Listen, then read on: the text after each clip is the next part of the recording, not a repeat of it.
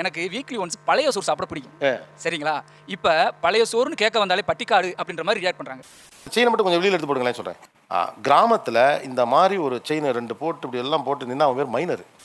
நீங்களும் கேட்க மாட்டேங்கிறீங்க, அவரையும் கேட்கக்கூடாதுன்னு சொல்லிடுறீங்க. அது கேட்ட வில்லேஜ்லேருந்து வந்திருக்கேன் அப்படின்றாங்க. சொல்லட்டுமேமா, ஜெயிலேருந்து வந்திருக்கீங்க. அவர் கூட ஒரு மீட்டிங் போயிட்டு ஒரு ஃபோட்டோ எடுத்து அனுப்புவார். கான்ஃபரன்ஸ் போயிருக்கேன். அங்கே ஒரு 50 பேர் இருப்பாங்க சார். 50 பேர்ல ஒரு தனியாக தெரிவார். அனைவருக்கும் கோபிநாத்தின் அன்பு வணக்கம். தம்பி வணக்கம் தம்பி. இவருடைய கிராமத்து மனைவி எங்கே என்று தேடுகிற கணவர்களும் நகரத்து வாழ்க்கைக்கு வாங்க அப்படின்னு அழைக்கக்கூடிய அவருடைய மனைவிமார்களும் சந்திக்கிற ஒரு கூடல். ஒரு மந்தையில் இருந்து 2 ஆடுகள் வேறு வேறு பாதையில் போய்விட்டன.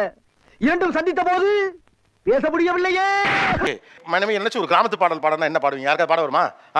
எனக்கென பிறந்தவ ரெக்க கட்டி பறந்தவ இவதான். பெரிய பி சுஷிலா, லதா மங்கேஷ்கர், ஆசா போசா பாடுறாங்க. தலுக்குல குலுக்குல இவளுக்கு எற சொல்ல எவன்தா ஊரில் இல்ல இவதான் பா.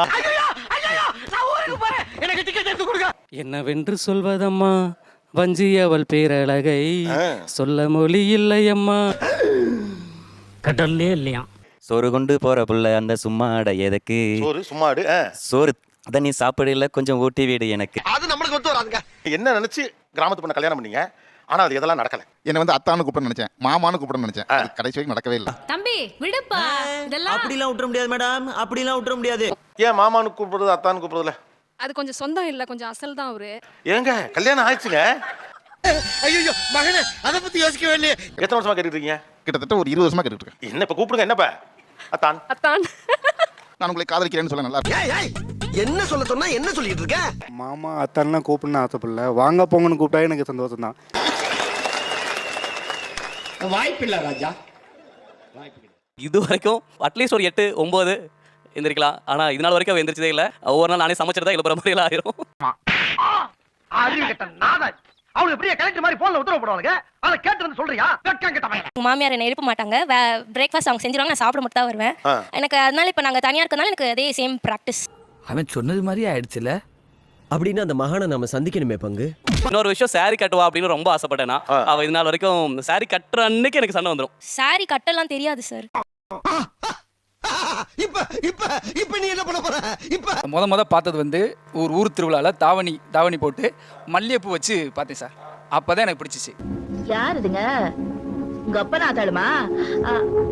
அப்போ மாமியார் மாமியாரு ஆச்சரியம் பண்ணுங்க.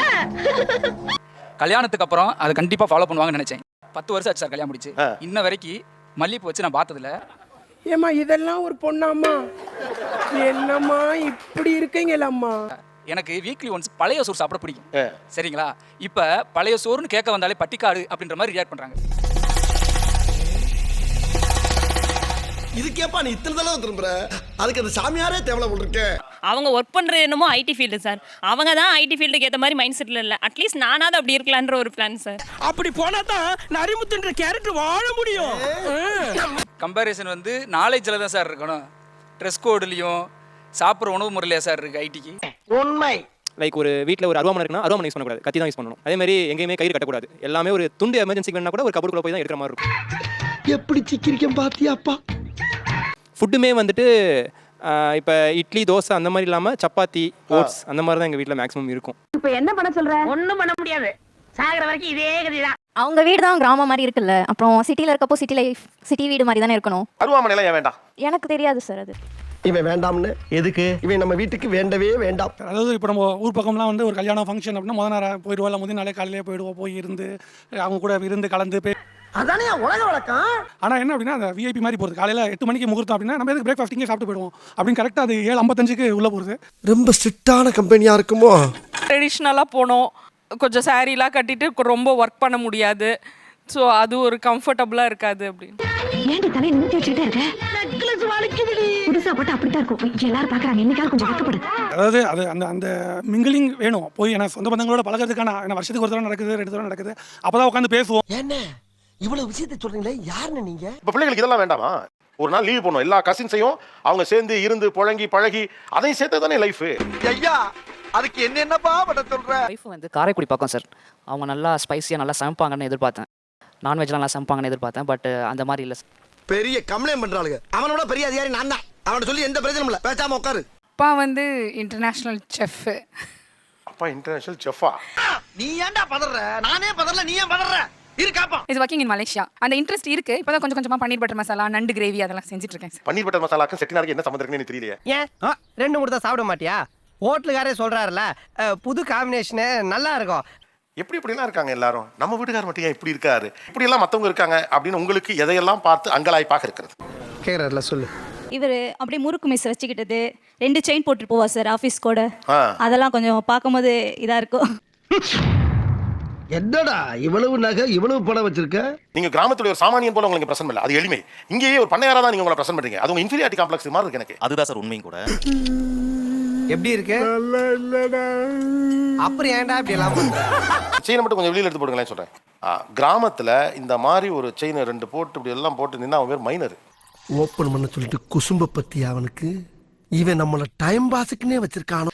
ஒரு ஆஃபீஸ்க்கு போகிறப்ப பார்த்தீங்கன்னா அந்த தலைக்கு எண்ணெய் வச்சு வலிச்சுக்கிட்டு தினமுமே. ஏப்பா மைனர் பாண்டியா, இது உனக்கே நல்லா இருக்கா? எனக்கு நல்லா இருக்கு. உனக்கு நல்லா இருக்கா இல்லையா? இது நல்லா இல்ல. நல்லா இல்ல, கிளம்பு. அவர் கூட ஒரு மீட்டிங் போயிட்டு ஒரு ஃபோட்டோ எடுத்து அனுப்புவார். கான்ஃபரன்ஸ் போயிருக்கேன். அங்கே ஒரு 50 பேர் இருப்பாங்க சார். 50 பேர்ல ஒரு தனியாக தெரிவார். நீ ஏன்டா அப்படி குறுகுறுன்னு பாக்குற? ஆளு அடையாளமே தெரியலனே. இருதா அழகா தேதிக்கு விட்டானே. என்னதான் நம்ம பேசினாலும் என் மனைவி நகரத்திற்கு வந்த பிறகு அவளுடைய இந்த மாற்றம் எனக்கு ரொம்ப பிடிச்சிருக்கு. அதை நான் ரொம்ப ரசிக்கிறேன். அது எது சொல்லிரவா? சொல்லுங்க. அவங்க ஹேர் கட் பண்ணிக்கிட்டாங்க. ஆ. அது ரொம்ப அழகா இருந்துச்சு. பசங்களோட ஃபியூச்சரை வந்து இன்னிலேருந்தே ஷீஸ் டேக்கிங் கேர் மோர். இல்ல நீங்க அதை தான் பஞ்சாயத்து நீங்க அப்புறம் அதே ஸ்பெஷல். ஏய் எடுத்து குடுக்குறியாடா நீ? கிராமத்தில் இருக்கிறப்ப அவங்க வந்து எங்களையும் என் பிள்ளையும் என்னையும் முழுசாக கேர் எடுத்துக்கிறாங்க. அவங்களை கேர் எடுத்துக்க மாட்டாங்க. போடா பேசும்போது அதெல்லாம் படுத்துறது. ஐயோ நம்ம மைண்ட் அங்க போகுது. சிட்டிக்கு வந்ததுக்கப்புறம் அவங்களுக்கு கான்ஃபிடன்ஸ் லெவல் கூடி இருக்கு. அவங்க பர்சனாலிட்டி, அவங்க கொஞ்சம் வெளி உலகத்தை பார்த்துருக்காங்க. ஆள் கொஞ்சம் மாறி இருக்காங்க சார். ரொம்ப பிடிச்சிருக்கு. அதுக்கே வகுறீர 1 மந்த் அவங்க இண்டிவிஜுவலா ஃபேமிலியை ரன் பண்ணிடுவாங்க சார். என்ன இடிச்சு வாய் நினைச்சிட்டியா? ஒரு குடும்பத்தை ஒரு பைக்ல நான் மட்டுமே சுமந்துக்கிறப்போ இப்போ ஒரு ஸ்கூட்டி எங்க வீட்ல இருந்து தனியா போகுது. அந்த பாரத்தை பாதி எடுத்துக்கிட்டு இப்ப தனியா நீ சிட்டி ஆள் மாதிரி பேசுறீங்க. அப்படி சொல்லி தங்க அந்த ஸ்கூட்டி ஓட்டுறதை இன்னும் ரசிப்பேன் சார். அவங்க நம்மள ஒரு கட்டி பிடிச்சிட்டோ போயிருப்பாங்க சார். நம்மளுக்கு அந்த வாய்ப்பு எப்போ கிடைக்கும்னு ஏங்கிக்கிட்டே இருப்போம். ராசா என்ன ராசா இவ்வளவு பெரிய விஷயத்தை சொல்லிவிட்டு ஒண்ணுமே தெரியாத மாதிரி நிக்கிற? ஆனா நீங்க எல்லாரும் கவனிச்சீங்கன்னா உங்களை அறியாம நீங்க ஒண்ணே தான் சொன்னீங்க. அவங்க சுயமாக இருக்கிறார்கள். சுயமாக அப்படி இருக்கிறது வந்து ஒரு நவீன நாளுக்கு மகிழ்ச்சி தருது. வெரி குட்ரா. அது எப்பறம் என்ன பத்திர எல்லா விஷயத்தையும் மிக தெளிவா புரிஞ்சு வச்சிருக்க நீ. இவங்க என்னதான் நகரத்துக்கு வந்துட்டாலும் கூட இவங்களுக்குள்ள இருக்கக்கூடிய இந்த கிராமம் தானே எனக்கு ரொம்ப பிடிச்சிருக்கு. கொஞ்சம் முறுக்கா நடந்துப்பாங்க சார். அது வந்து நல்லா இருக்கும் பார்க்க. ஆமாம் அந்த விஷயத்தில் ஜாக்கிரதையாக நாங்கள் இருப்போம். பிறகு யார் அவசியப்படுவது? கொஞ்சம் கிராமத்தான் மாதிரி இருந்தாலும் ஒரு மேன்லினஸா நடந்துக்கிறது வந்து பார்க்கிறதுக்கு அழகாவும் இருக்கும், எங்களுக்கும் பிடிக்கும். உன்னை பொறுத்த அளவுக்கு உன் புருஷன்ட்ட நீ வீரத்தை தான் எதிர்பார்க்கணும். வேணும்னா 2 பேரும் ஒத்த குத்த மோதி பார்ப்போம். இங்கே வந்து சிட்டியில் இருக்கும்போது இங்கே உள்ள மாதிரி நடந்துப்பாங்க. அவங்க கிராமத்துக்கு போனாங்கன்னா அவங்க வேஷ்டி சட்டை. உங்க லுங்கி நல்லா கொடுத்தணும் சார். இது நான் ரொம்ப அவசரமா போறேன். இது லுங்கியாவே எடுத்துட்டு போட்டேன். ஆக்சுவலா பெருவாரியான தமிழ் ஆண்களின் குணம் இது. அவங்க சிஓவா இருப்பான். ஊருக்கு போனீங்கன்னா அப்படியே ஆள் மாறிடுவாப்ல. பிசிக் எங்கேயோ பார்த்த மாதிரி இருக்கு. ஒரு வேளை ஐயா சாமியா இருக்குமோ? அவனேதான். ஆட நம்ம ஐயா சாமி. இன்னொன்று வந்து இப்போ வரைக்கும் அவங்க அப்பா பார்த்தா பயப்படுவார். அது வந்து எனக்கு ரொம்ப பிடிக்கும். கல்யாணத்தில் கூட சரி தாலி கட்டி கொஞ்சம் இங்கே கிஸ் பண்ணுங்க நான் ரொம்ப ஆசையாக கேட்டேன். அவர் வந்து எங்கள் அப்பா பாப்பாருடி அப்படின்னாரு. அந்த பயம் மரியாதை வந்துட்டு எனக்கு எப்பயுமே பிடிக்கும். ஆளை பார்த்தா அம்சமா இருக்கு, ஆனா புத்தி வேலை செய்ய மாட்டேங்குது. படிக்கிறாங்க என் பொண்ணுங்க, நீட்டு கொடுக்குறாங்களா, அவங்க ஜெய் சொல்லி கொடுக்குறாங்க, டான்ஸ் கிளாஸ் படிச்சு முடிச்சு ஏதாவது ஒரு கம்பேரிசன் அந்த இந்த ஃபாஸ்ட் ஃபார்வர்ட் மூட்லேயே இருக்காங்க. ஓஹோ கதை இப்படி போகுதா? இது வந்து ஒரு மாதிரி நம்மளை தனிச்சு வெளியே எடுத்துட்டு போகுதோ அப்படிங்கிற பயம் எனக்குள்ளே இருந்துகிட்டே இருக்கேன். என் கூட உட்காந்து கூட அவங்களுக்கு பேச பசங்களுக்கு டைம் இல்லை. நான் சொல்றது கொஞ்சம் மிகையா இருக்கலாம், ஆனா உண்மை. சில ரொம்ப நெருங்கின சொந்தக்காரங்களோட சாவு கூட நம்ம 2 பேர் போயிட்டு வந்துடுவோம். பசங்களுக்கு ஏதாவது ஒன்று இருக்கும் அப்படிங்கிற லெவலில் போகுது. உங்களுக்கு என்னடா ஆச்சு? ஏன்டா உங்க புத்தியெல்லாம் அப்படி போய்கிட்டு இருக்கு? சாவுங்கிறது போய் நிற்கணும் அப்படிங்கிறது நமக்கு இம்பார்ட்டன்ஸ். பசங்க எங்கே பயந்துருவாங்கன்னா நீ அப்போ இது சொல்லி கொடுக்காம நீ எதோ சொல்லி கொடுத்து என்ன பிரயோஜனம்? உண்மை சார் அப்படிதானே சார் லைஃபும் இருக்கு. பசங்க இங்க இருக்கிற லைஃப் அப்படிதானே சார் இருக்கு. நம்ம இங்க தானே இருக்கோம். அப்போ அதுக்கேற்ற மாதிரி தானே நம்ம ஃபாஸ்டா தானே போய் ஆனோம். என்னங்க இது? என்ன இன்னும் பழைய உமாவே நினைச்சிட்டு இருக்கீங்க? டெத் ஒரு இமோஷன், கல்யாணங்கிறது ஒரு இமோஷன். எல்லாரும் ஒண்ணா சேர்ந்து சந்தோஷமா இன்னொருவருடைய மகிழ்ச்சியில் பங்கேற்பது. மரணம்ங்கிறது இன்னொரு துக்கத்தில் எல்லோரும் பங்கேற்பது. நீ சொல்றது கரெக்ட் தான்டா, ஆனா எனக்கு மனசாட்சி எதுவும் கொடுக்கலையே. சமூகத்தோட எனக்கு ஒரு பங்கு இருக்கு அப்படிங்கிற அந்த ஒரு இமோஷனே இல்லாம அவங்களை எங்கேயுமே கூட்டி போகாம டிட்டாச் பண்ணிடுறீங்க. அப்படி நல்லா உரைக்கிற மாதிரி இன்னொரு தடவை சொல்லுங்க. இது ஒரு நகரத்தின் குணம். நகரத்துக்கு வந்ததுனால உங்களுக்கு வந்த குணம்னு ஒரு ஃபீல் பண்றது. இல்ல சார் எங்கேயும் கூட்டிட்டு போகாமலாம் இல்ல. இல்லை இல்லை, நீ என்ன விளக்கம் சொன்னாலும் அதை ஏற்றுக்கொள்ள என் மனம் மறுக்கின்றது. உதைப்பதற்குள் ஓடிவிடு. இங்க நடக்கிற எக்ஸிபிஷன்ஸ், திடீர்னு வரக்கூடிய புதிதாக முளைக்கிற வித்தியாசமான ஒரு கோர்சஸ், அப்புறம் மியூசிக் கிளாஸ், அப்புறம் வேற ஏதாவது ஸ்போர்ட்ஸ், சீக்கிரம் சொல்லுங்க, எனக்கு நிறைய வேலை. 10% ஆவது கிராமத்து திருவிழாவுக்கோ பொங்கலுக்கோ கல்யாணத்துக்கோ கருமாதிக்கோ கூட்டு போறீங்களா? பாத்தியில ப்ராடக்ட்ட 30 வருஷம் எக்ஸ்பீரியன்ஸ் எப்படி பிடிச்சது பாத்தியா? இதை கத்துக்கிட்டா உனக்கு இது கிடைக்கும். அது ஒரு வியாபாரம். நீங்க கூட்டு போற ரெஸ்டாரண்ட் வியாபாரம், மால் வியாபாரம், சினிமா வியாபாரம். இந்த சின்ன வயசுல எவ்வளவு புத்திசாலித்தனமா பேசுறீங்க. போனா பசங்களுக்கு அந்த ஏஜ் இருக்கா அது புரிஞ்சுக்கிற அளவுக்கு அப்படின்ற ஒரு பயம் இருக்கு. இன்னொன்னு சொல்றா, நீங்க அனுப்புற கிளாஸ் எதுவுமே பசங்க புரிஞ்சுக்கிற கண்டிஷன்ல நீங்க அனுப்பல. அப்படி கேளுங்க, அறிவு வரட்டும். நகரம் இப்படிதான் இருக்கும். நகரத்துல இருக்கவங்க கைலி கட்ட மாட்டாங்க, பேரம் பேச மாட்டாங்க, சொல்ற ரேட்டுக்கு வாங்கிட்டு வந்துருவாங்க. இது என்னடா புது பொருளியா இருக்கு? போய் 10 ரூபாய்க்கு ஒரு பழம் வாங்குறோம், கொடுங்க 3 ரூபாய்க்கு கொடுங்க அப்படின்னு கேட்கறது கூட அவங்களுக்கு சிட்டில இப்ப இருக்க மாட்டாங்களோ அவங்க திங்க் பண்ணிக்கிறாங்க. அது கிராமத்துல இருந்து அது ஓகே சார். அது சிட்டிக்குள்ள வந்துட்டா அதெல்லாம் ஃபாலோ பண்ண முடியாதுல்ல. ஏமா இதெல்லாம் ஒரு பொண்ணாமா?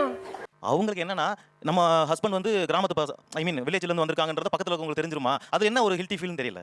அழிஞ்சு போய் வந்து எண்ணத்தை மாத்திக்க, இல்லன்னா நீ அவ்வளவுதான். ஒரு நகரத்துக்கு வரணும்னு நிறைய பேர் ஆசைப்படுறது என்ன, என் குரல் வெளியில வரணுங்கிறதுக்காக தான். ஆனா இங்க வெளியில வந்து நீங்க என்ன பண்ணீங்கன்னா 2 பேருடைய குரலையும் அடக்கிடுறீங்க. இது தர்மம். என்ன இருந்தாலும் படிச்ச முடியா இல்லையா? கேட்க மாட்டேங்கிறீங்க, அவரையும் கேட்க கூடாதுன்னு சொல்லிடுறீங்க. அது கேட்ட வில்லேஜ்ல இருந்து வந்திருக்கேன் அப்படின்றாங்க. சொல்லட்டுமேமா, ஜெயில இருந்தா வந்திருக்கீங்க. Very good, I like you. ஏன் வில்லேஜ்ங்கிறது அவ்வளவு கௌரவ குறைச்சலா உங்களுக்கு தெரியுது? தெரியல சார், சிட்டில கொஞ்சம் கொஞ்சம் அப்படியே மூவ் ஆயிட்டு இருக்கேன். ஆக்சுவலா சிட்டில அது ஒரு பெரிய ப்ராப்ளம். நீங்க சிட்டில எதையும் ஓன் பண்ணல. எனக்கான நிலம் என் மனதை விட்டு வெளியில போயிடுது. This is not my ground. அவன் இன்னும் திருந்தல மாமா.